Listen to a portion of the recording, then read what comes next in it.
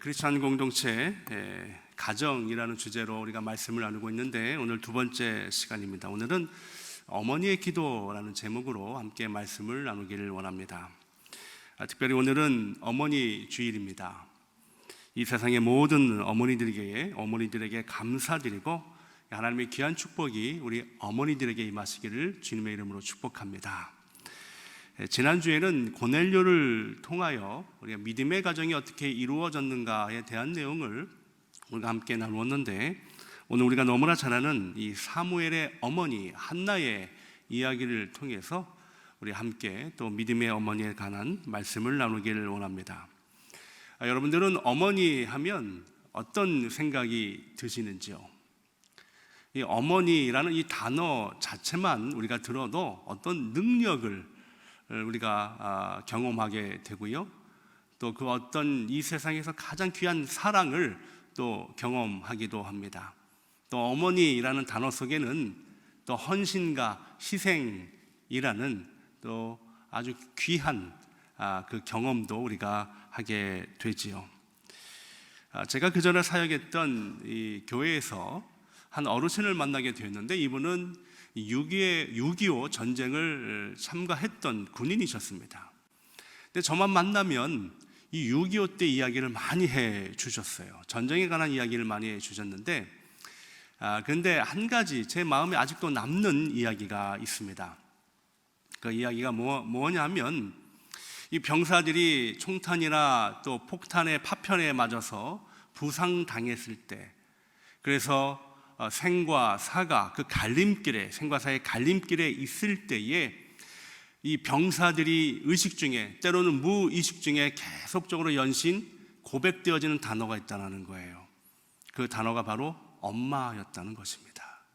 그러니까 얼마나 고통스러울까요? 아플까요?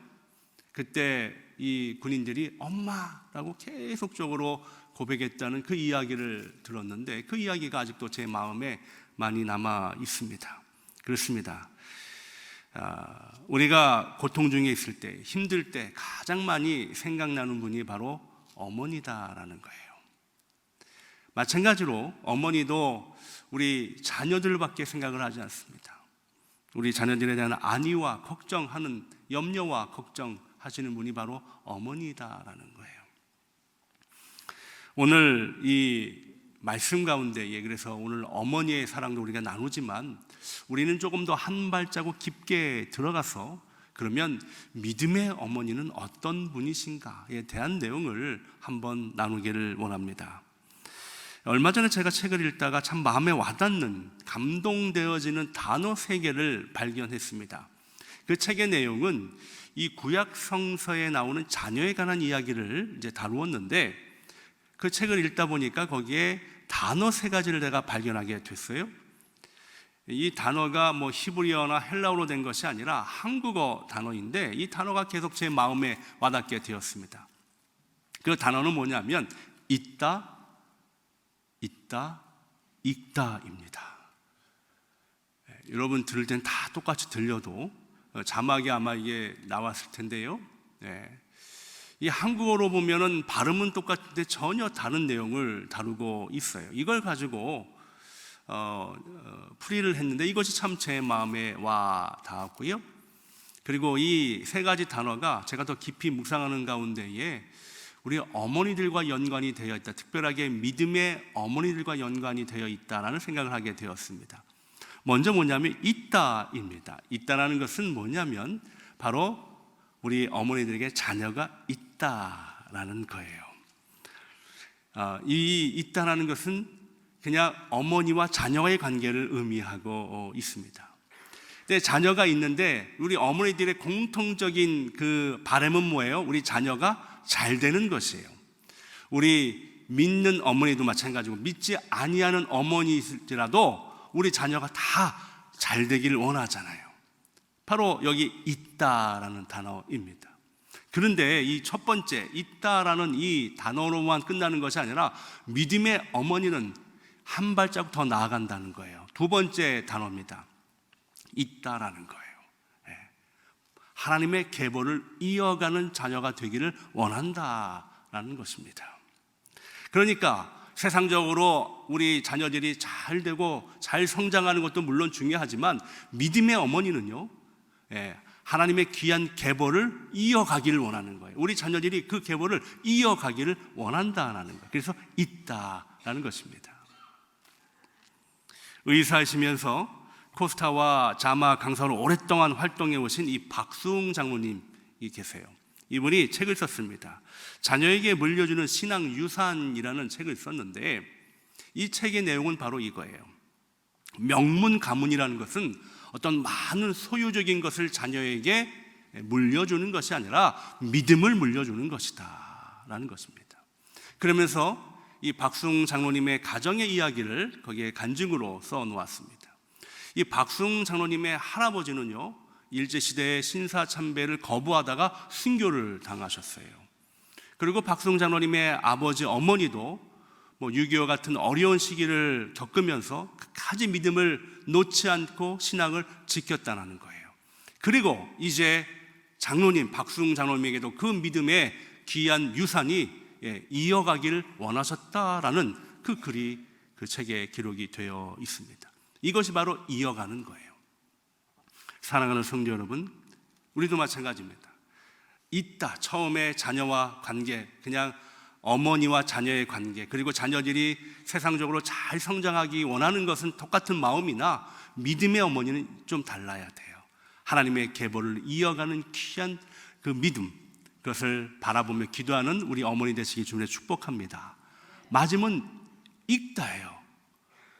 제 발음이 다 똑같아서 저도 열심히 준비한다고 해봤지만 아무리 준비해도 발음이 똑같아서 좀 죄송합니다만, 읽다, 마지막 읽다라는 건 뭐냐면 익어간다라는 뜻이죠. 하나님의 계보를 그냥 이어가는 그것으로 끝나는 것이 아니라 하나님의 자녀로 익어가는 귀한 성화의 삶으로 살아가는 자녀가 되게 하는 것, 이것이 바로 어머니의, 믿음의 어머니의 모습이다라는 것입니다. 그래서 사랑하는 성도 여러분, 우리 자녀들이요, 정말 예수 그리스도 안에서 익어가는 귀한 은혜, 이 귀한 은혜도 함께 나누시기를 주님의 이름으로 축복합니다. 그래서 이 세 가지의 단어가요, 바로 어머니들이, 특별하게 믿음의 어머니들이 자녀를 바라면서 함께 나누고 싶은 그 단어 아니겠습니까? 저는 오늘 본문의 한나의 이야기를 나누면서 한나도 이 세 가지의 귀한 단어의 은혜를 누리며 살았다라는 거예요. 오늘 한나의 이야기를 통해서 믿음의 어머니는 어떻게 살아가는가에 대한 내용을 두 가지만 나누어 보도록 하겠습니다. 첫 번째는요, 이 믿음의 어머니는요, 기도하는 어머니다라는 겁니다. 오늘 우리가 읽은 본문 사무엘상 1장 10절에 보니까 이렇게 되어 있습니다. 한나가 마음이 괴로워서 여호와께 기도하고 통곡하며 라고 이게 성경은 기록하고 있죠. 제가 오늘 제목을 어머니의 기도라고 이렇게 잡았던 이유는 바로 오늘 본문에서 기인됩니다. 한나가 마음이 괴로워서 여호와께 기도하며 통곡하며 라는 이거예요. 한나가 기도하는데 마음이 괴롭다라고 성경은 기록을 하고 있습니다. 사랑하는 성도 여러분, 우리가요, 그냥 성경을 읽을 때 그런가 보다 읽을 수도 있지만 한번 그 상황 속에서 내가 한번 그 상황이 되어보는 거예요. 왜 한나가 괴로울까? 나는 괴로우면 어떻게 할까? 한번 질문을 해보면서 본문을 읽으면 우리가 더 은혜를 쉽게 경험할 수가 있습니다. 세상 사람들은 괴로울 때 다른 방법으로 해결하려고 할 수 있을 거예요. 친구를 만나서 어려움을 이야기하거나 때로는 다른 방법을 통해서 그 괴로움을 잊으려고 합니다. 그럼 믿음의 어머니는 괴로울 때 어떻게 합니까? 기도한다는 거예요. 기도한다는 거예요. 자, 그러면 오늘 이 믿음의 어머니 한나가 괴롭다고 했는데 왜 괴로울까요? 그것도 한번 우리가 알아봐야 될 것 같아요. 괴롭다는 그 이유가 분명히 있는데 우리가 읽지는 않았지만 사무엘상 1장 2절 후반절에 보니까 이렇게 되어 있습니다. 한나에게는 자식이 없었더라. 괴로운 거예요. 아까 제가 초반에 세 가지 단어를 이야기했죠. 첫 번째가 뭡니까? 있다. 자녀가 있다. 그런데 한나는 없다. 그러니까 거기부터 사실 얼마나 괴롭겠어요. 그렇잖아요. 그렇게 출발을 합니다. 이 없는 것도 참 괴로운 일인데 또 한나가 괴로운 일이 있어요. 그의 6절이에요. 6절 보니까 이렇게 되어 있습니다. 여호와께서 그에게 임신하지 못하게 하심으로 그의 적수인 분인나가 그를 심히 격분하게 하여 괴롭게 하더라. 아니, 가장 그 기본적인 자녀 또 없어서 괴로운데 여기 본문에 분인나가 괴롭게 하였다라고 성경은 기록하고 있습니다. 이 분인나는 제가 또 나중에 말씀드리겠지만 오늘 성경에는요 이렇게 되어 있어요. 적수인 분인나가라고 개역개정은 기록이 되어 있지만 히브리어 원문 성경을 보면 이름이 없어요. 분인나라는 이름이 없습니다. 그럼 어떻게 기록되어 있냐면 그냥 그녀의 대적이라고 되어 있어요. 여러분, 그러니까 분인나라는 이름도 없고 그녀의 대적이 계속 괴롭게 하는데 이 괴롭게 하다라는 이 히브리어 단어를 우리 주목해야 돼요. 이게 카스라는 단어입니다. 카스는 뭐냐면 그냥 일회적인 괴롭힘이 아니에요. 단회적인 괴롭힘, 한 번 괴롭힘이 끝나는 것이 아니라 끊임없이 반복해서 계속적으로 괴롭힘을 말할 때, 악의적인 의도를 가지고 괴롭힐 때 쓰여지는 단어가 바로 카스입니다. 그러니까 이 대적이 계속 이 한나를 괴롭게 하는 거예요. 제가 말씀드린 대로 자녀가 없는 것도 서러운데 계속 괴롭게 하니까 얼마나 마음이 힘들겠어요. 거기에다가 저는 조금 더 한 걸음 나아가길 원해요. 그러면 한나가 이 괴로운 게 어느 정도인가? 저는요 오늘 본문의 2절에도 그 요인이 있다고 봐요. 2절 한번 보면 이렇게 되어 있습니다. 그에게 두 아내가 있었으니 한 사람의 이름은 한나요 한 사람의 이름은 분인나라. 그에게는 누구냐면 한나의 남편을 말합니다. 한나의 남편 엘가나에게 두 아내가 있었다라고 성경 기록하고 있어요. 그러니까 여러분, 두 아내가 있었는데 그 하나는 한나고 한 사람은 분인나인데요, 생각해 보세요. 한 가족이에요. 한 가족으로 지금 매일 같이 살아가야 하는 그 상황입니다. 그 상황 속에서 매일매일 힘들게 하고 괴롭게 하는, 그걸 당하는 한나의 한번 입장을 생각해 보십시오. 여러분, 저는요 이 말씀을 묵상하면서 제가 깨닫는 게 뭐냐면, 우리를 힘들게 하고 우리를 어렵게 하는 사람들은 멀리 있는 사람들이 아니에요. 때로는 가까이 있어요.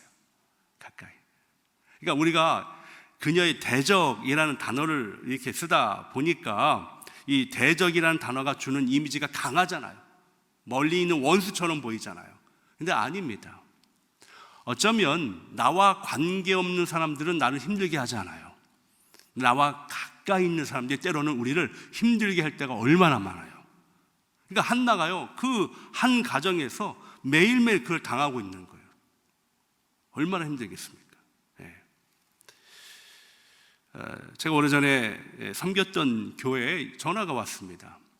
전화가 와서 그 교회인은 아니었는데 다른 교회를 다니시는데 그 제가 섬겼던 교회에 악기를 도네이션 하고 싶다라는 거예요.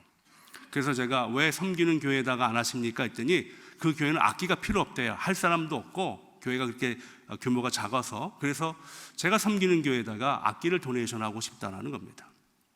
그래서 감사하잖아요. 그래서 악기를 픽업하러 우리 스태프들과 함께 이제 교회 차를 가지고 갔는데, 그 악기는 그 사무실에, 남편 사무실에 있어서 그 집에서 남편은 먼저 출발하고 그 아내분이 이제 저희 교회 차에 타가지고 같이 출발하게 된 거예요. 같이 출발할 때 저는 그분을 처음 뵀잖아요. 아유, 권사님 감사합니다. 저에게 또 귀한 악기 도네이션 해주셔서 감사해요. 이렇게 했는데, 예, 저 앞차를 따라가면 됩니다 하면서, 그러면서 그분 다음 이야기가 뭐라고 하냐면, 에휴, 이렇게 한숨을 쉬더니 저건 나의 십자가야 막 이러는 거예요. 그게 저는 무슨 소리인지 몰랐어요.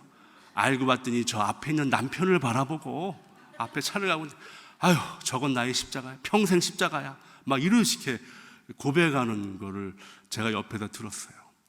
근데 사실 그 이야기가 사실 이분에게 참 힘든 이야기인데, 그때는 제가 맨 처음에 못 알았다가 나중에는 알아들었는데, 웃어야 할지 울어야 할지 어떻게 모르겠어요.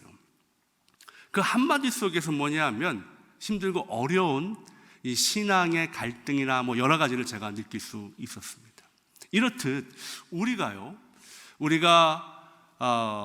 나를 괴롭게 하고 힘든 것은 때로는 멀리 있지 않고 가까이 있다라는 거예요. 한나가 그런 상황에 있었다라는 것입니다. 사랑하는 성도 여러분, 그렇습니다. 우리가 여기서 깨닫는 것은 무엇입니까? 바로 이 내적으로 이런 어려움이 있을 때, 자기의 문제가 해결되지 않고 또 나를 계속적으로 괴롭힐 때, 그때 믿음의 어머니는 무엇을 하는가? 기도한다는 거예요. 기도한다는 거예요. 여러분들의 삶도 마찬가지입니다. 혹 여러분 아직 해결되지 않은 문제가 있을 수 있어요. 그리고 또 이렇게 괴롭힘을 당하는 이유 여러 가지 상황이 될 수 있습니다.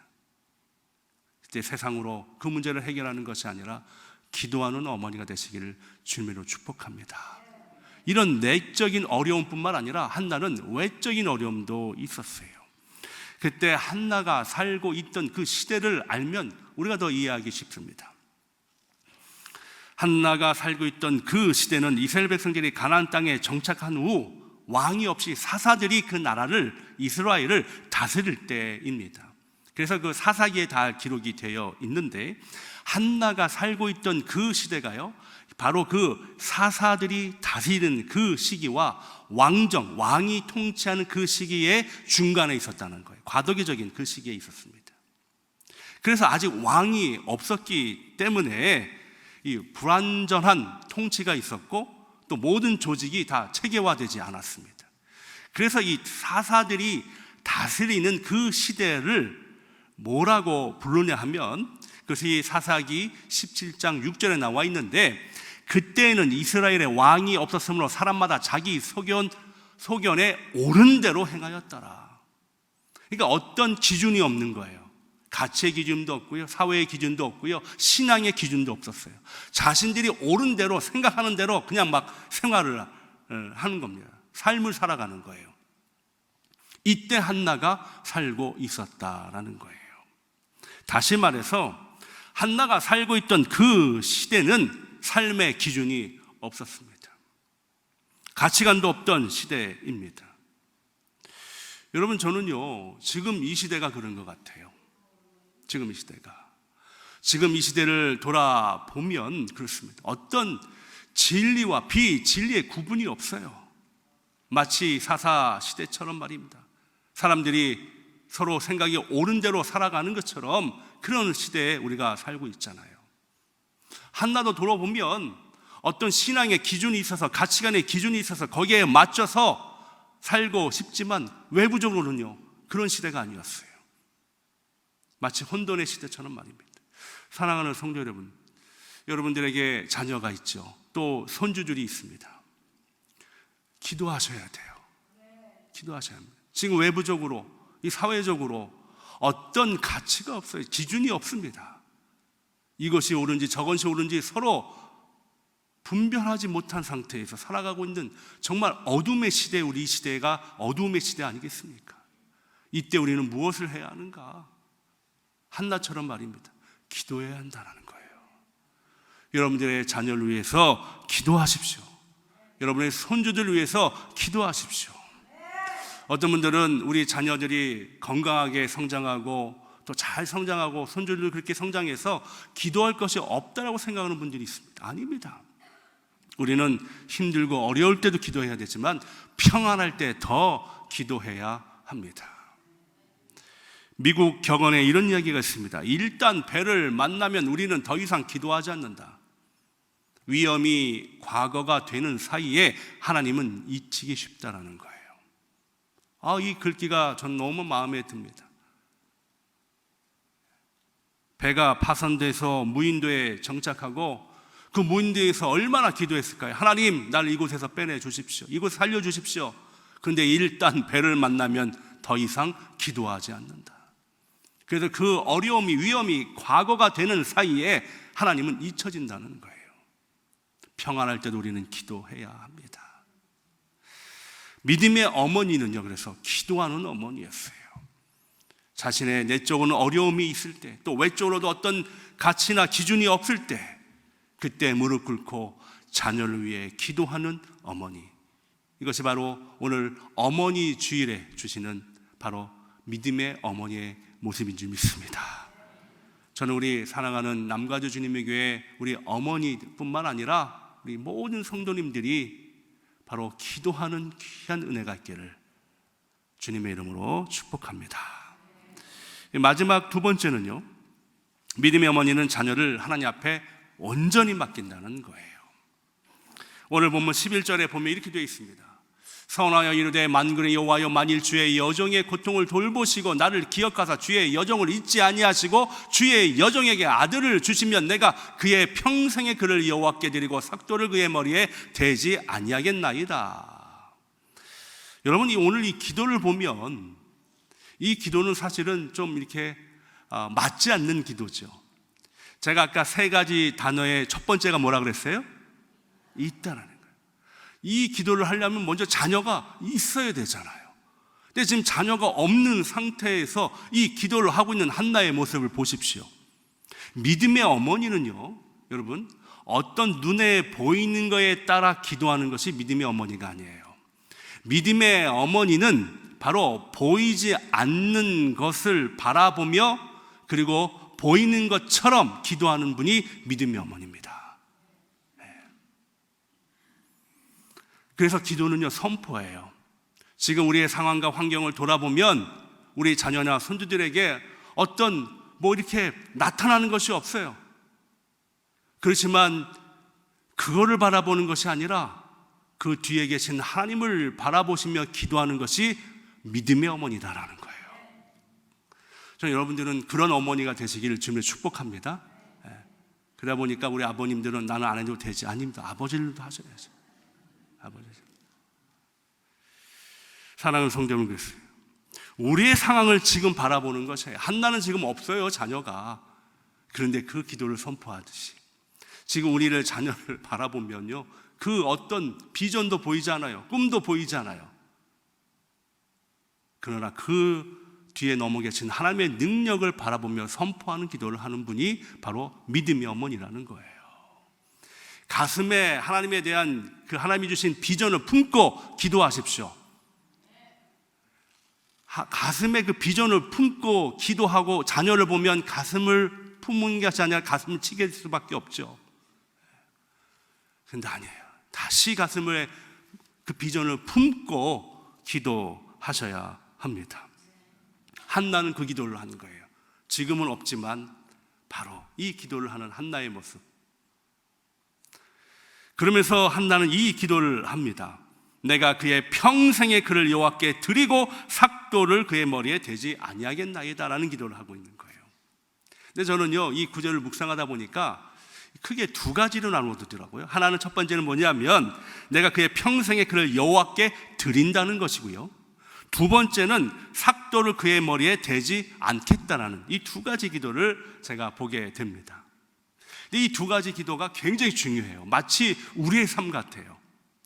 뭐냐면 첫 번째 뭐냐면 내가 그의 평생에 그를 여호와께 드린다라는 거. 이거는 입술의 고백입니다.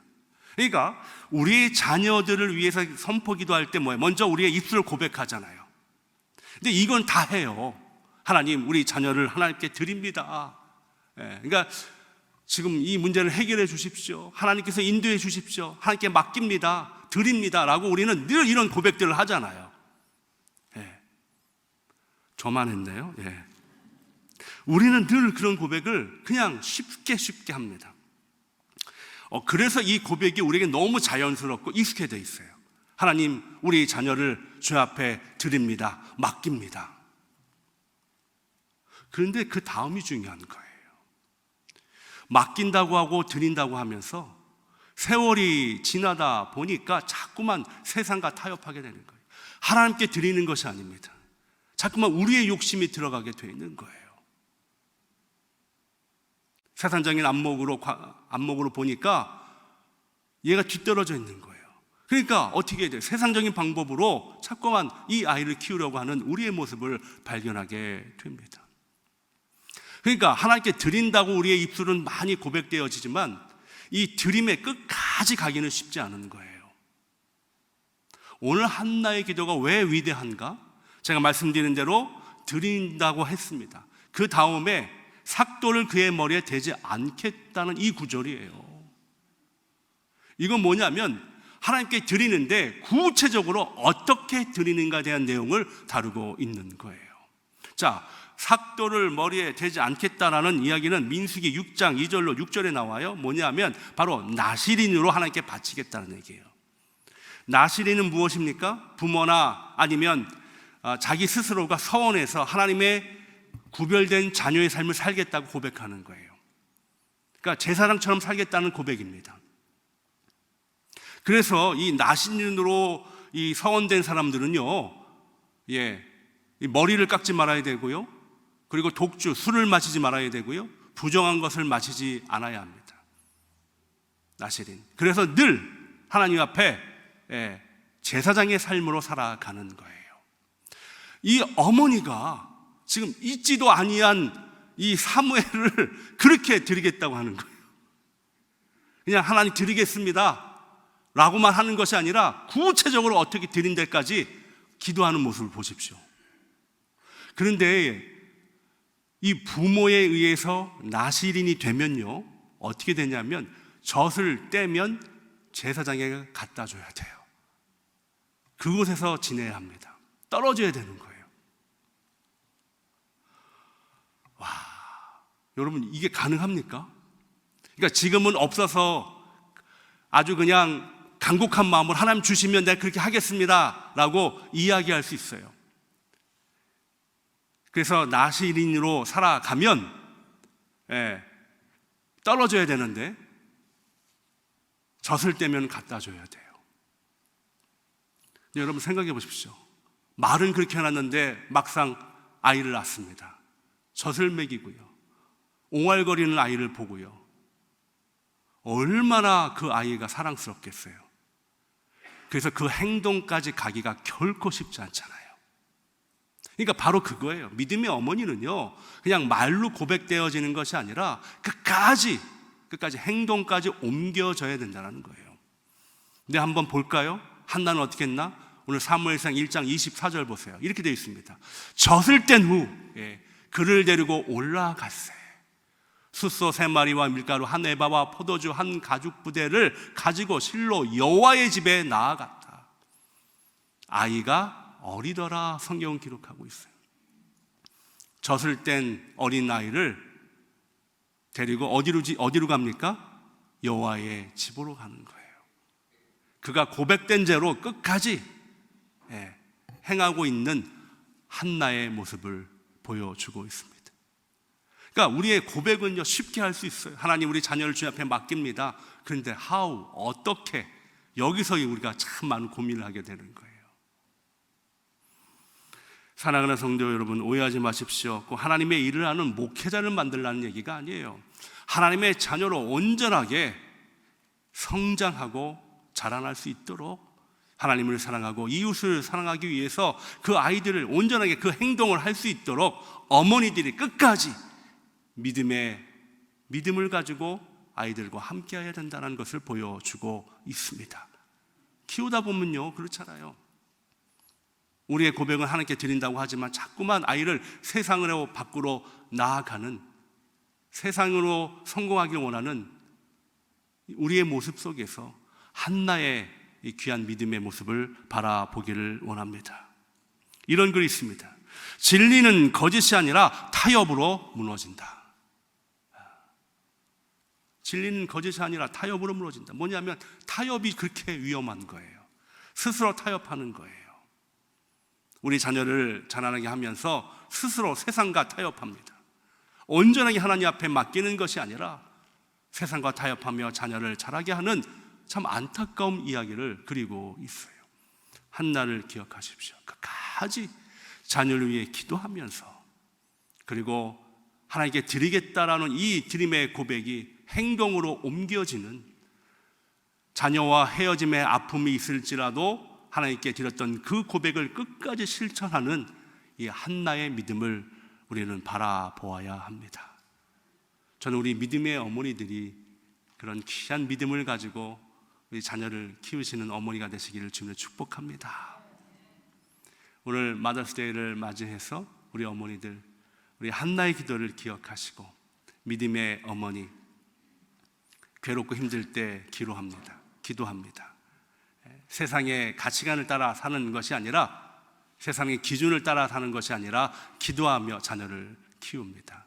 그리고 기도할 때 고백으로 끝나는 것이 아니라 끝까지 우리 자녀가 하나님의 온전한 자녀가 될 수 있도록 한나처럼 행동으로 옮겨지는 귀한 어머니들이 되시기를 주님의 이름으로 축원합니다.